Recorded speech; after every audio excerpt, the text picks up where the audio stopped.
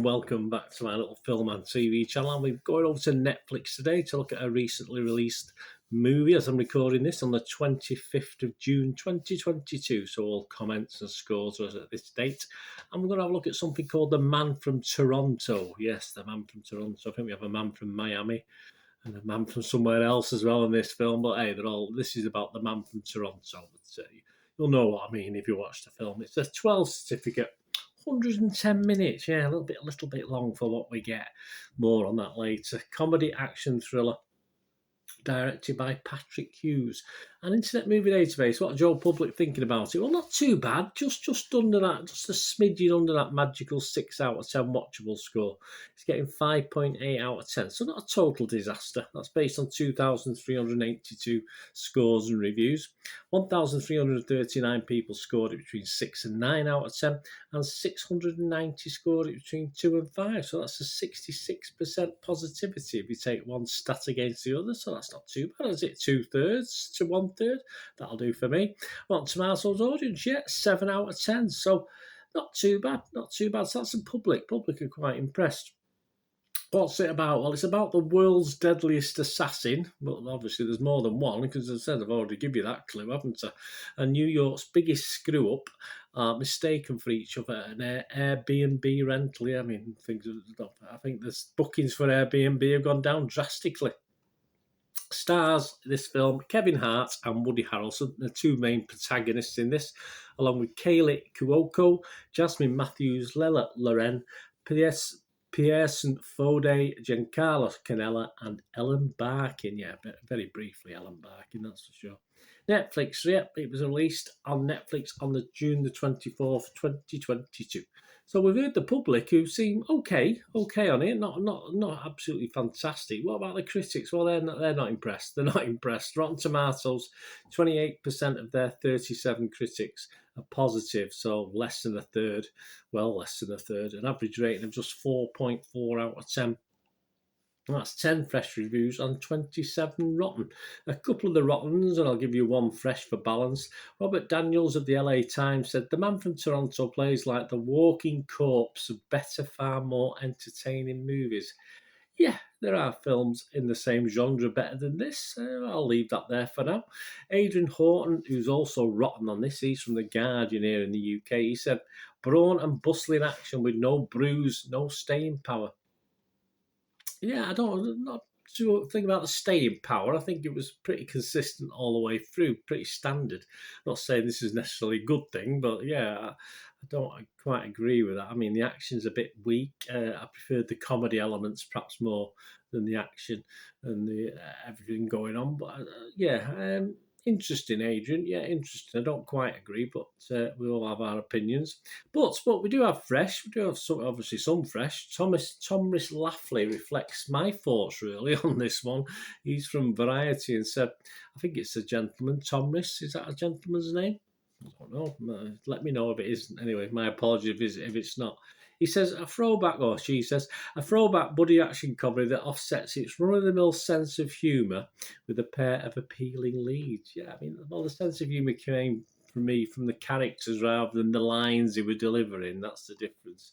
So, yeah, I say that reflects pretty much what I'm thinking. It's the leads that did it, and they could have slightly been better on that score as well, but I'll tell you that in a minute. So, the website's consensus on Rotten Tomatoes: The Man from Toronto has a crackerjack premise, okay, and a fine pair of stars. It does.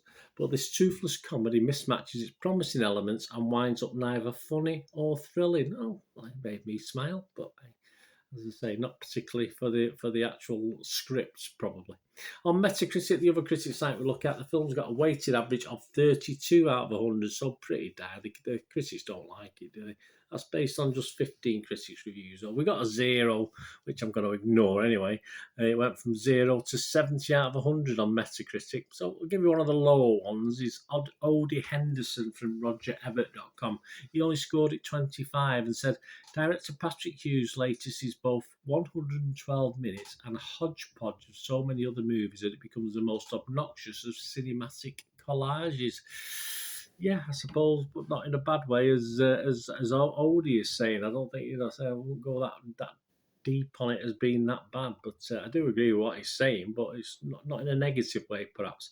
IGN's Tara Bennett, she gave it 70 out of 100, though she did like it. She said, Kevin Hart and Woody Harrelson have solid goofball versus grump chemistry in an entertaining action comedy. Oh, well, okay, let's not get carried away, Tara. I mean, yeah, there's one extreme to the other there, and I think both are wrong slightly. Which brings me on to my thoughts on this. I am going middle of the road on this, guys, and there are reasons for that. It is ride along, basically, with a slight twist in the storyline, of course, which Kevin Hart appeared in Ride Along. So Statham was apparently earmarked for Harrelson's role, and I could definitely see this, and I wouldn't have minded that, in all fairness. I don't mind Woody Harrelson at all, but I wouldn't mind seeing Statham and Hart together in this.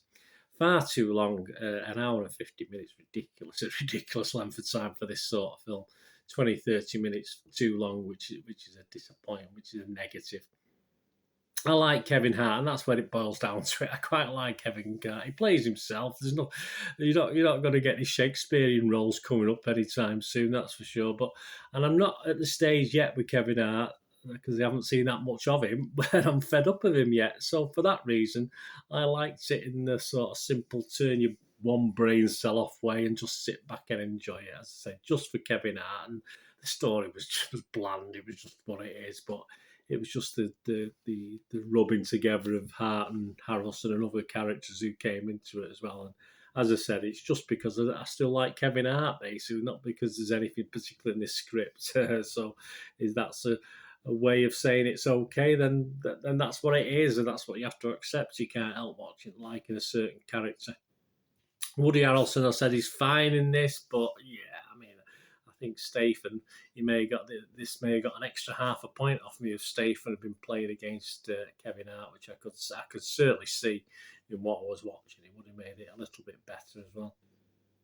But yes, for Kevin Hart fans, and if you're still a Kevin Hart fan, and I'm still a Kevin Hart fan after watching this, it'd have to be at least a 6 out of 10. It'd have to be a watchable score, which is more or less in line with what the public are thinking. It's only the critics who've got a downer on this, which is no surprise. I mean, for fans of original action comedy, yeah, it's possibly a 1 out of 10, but that's not really, I'm marking it on the basis of Kevin Hart, and I'll be honest about it. That's what I'm doing. So let me know what you think, guys. I know if you like Kevin Hart, and it made you laugh, it made me smile, and that's all I can ask, really. As I said, a bit long, yeah. It certainly would have been a little bit better, a bit shorter, but it did make me smile, and Kevin Hart makes me smile. So it's half a job done, if not a full job. Let me know what you think. Thanks for watching. Please, until we meet again, please stay safe, everyone. Thanks for watching. Bye for now.